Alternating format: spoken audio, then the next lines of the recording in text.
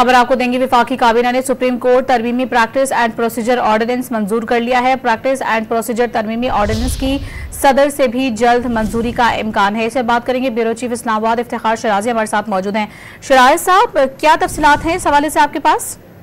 जी, ये जो practice and procedure ordinance है इसमें मजीद तरमीम की गई है और अब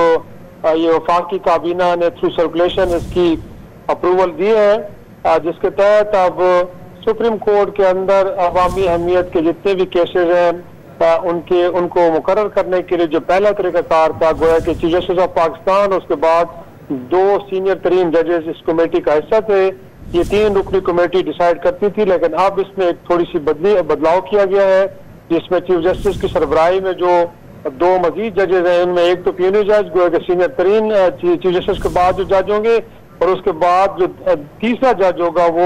जिसको चीफ जस्टिस ऑफ पाकिस्तान मुकर्रर करेंगे इस कमेटी में। तो ये 3 जजेस की कमेटी अब ये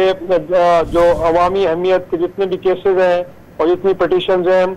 उनको समाअत के लिए मुकर्रर करेगी, और बेंच जो है वो हर केस को उसकी बारी पर सुनेगा, और साथ अगर ऐसा नहीं हो रहा तो उसकी वजह भी बताई जाएगी कि केसेस क्यों नहीं लगाए जा रहे, जबकि हर केस और अपील को रिकॉर्ड भी किया जाएगा और ट्रांसक्रिप्ट भी तैयार किया जाएगा,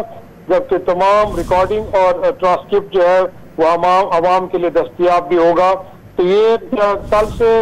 एक खबर गर्दिश कर रही थी कि कुछ तब्दीली करने जा रही है, और कल क्योंकि इजलास था प्रोसीजर प्रैक्टिस जजेस कमेटी का, इस इजलास को कल मुअख्खर कर दिया गया था, और इम्कान यही था कि अब इस कानून के अंदर कुछ तब्दीली हो रही है, लिहाजा आज वफाकी काबीना ने सर्कुलेशन के थ्रू इसकी मंजूरी दे दी है, जरा हमें बता रहे हैं, और इसके नतीजे में अब